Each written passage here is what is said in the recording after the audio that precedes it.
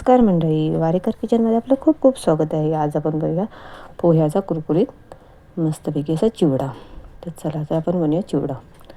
त्या चिवड्यासाठी काय काय साहित्य बघते मी. इथे मी 1 किलो पोहे घेतले. हे पातळ पोहे आहेत. चिवड्यासाठी जास्त पातळ पोहेच वापरतात. हे आता आपल्याला भाजून घ्यायचे. तर मी ते अर्धे अर्धे करून भाजायचे. मी अर्धे किलो एका टोपामध्ये घेतले. त्यामध्ये थोडंसं मीठ टाकलं आहे आणि 1 चमचा तेल टाकलं आहे. हे दोन साहित्य आपल्याला कुरकुरीत होईपर्यंत भाजायचे.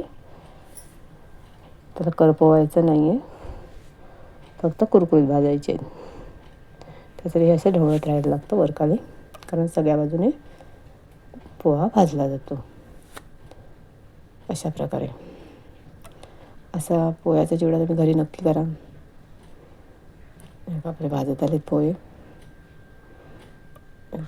थोडासा कलर पण चेंज झाला आहे.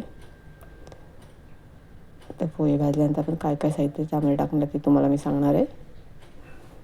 पहिल्या आधी सर्वप्रथम आपण पोहे भाजून एका साईडला ते करून घेऊया. तर आपले पोहे बघा भाजून झाले. थोडे कलर चेंज मस्त झाला आहे. तर ह्यामध्ये आपण काढून ठेवून त्याच टोपामध्ये आपण तेल घेऊया. ते सर्वप्रथम मी तेल घेते. टोप चांगलं तापल्यानंतर त्या तेलामध्ये सर्वप्रथम जिरं चांगलं तडतडायला द्यायचं. त्यानंतर मोहरी. जिरं मस्त फुललं आहे तर मोहरी दोन्ही पण चांगलं तडतडल्यानंतर त्यामध्ये मी टाकले हिरवी मिरची.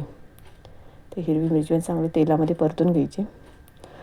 तेलामध्ये परतून झाल्यानंतर त्यामध्ये मी कढीपत्ता टाकला आहे.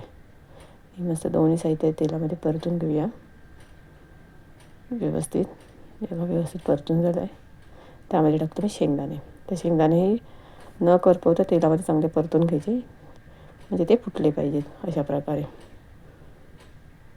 कलरही थोडासा चेंज झाला पाहिजे, पण करपता कामा नये, काळपट होता कामा नये जास्त.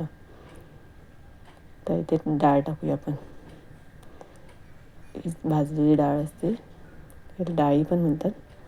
तेही चांगले तेलामध्ये परतून घ्यायचे कलर चेंज होईपर्यंत. पण असं सारखं ढवळत राहायचं, म्हणजे जेणेकरून खाली लागणार नाही यासाठी. तर एवढं साहित्य टाकून झालं आपलं. तर ह्यामध्ये आपण थोडंसं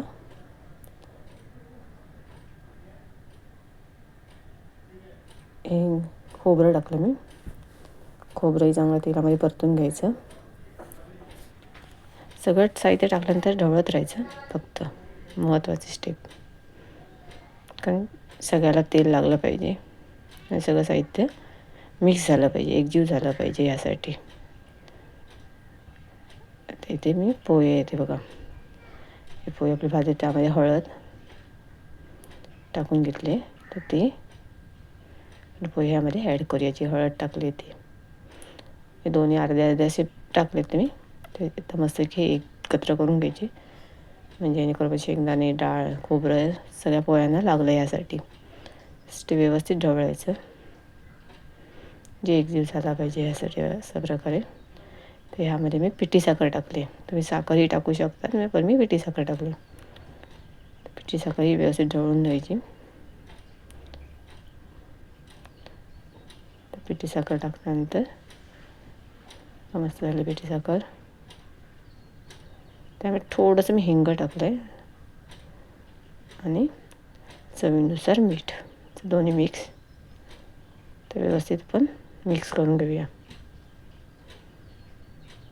तर मिक्स झाल्यानंतर आपला चिवडा तयार झाला. हा झटपट ही रेसिपी आहे, नक्की घरी ट्राय करा. केल्यानंतर मला कमेंट बॉक्समध्ये नक्की सांगा कसा चिवडा झाला आहे. व्हिडिओ तर लाईक करा, शेअर करा, कमेंट करायला विसरू नका. व्हिडिओ बघितल्याबद्दल धन्यवाद.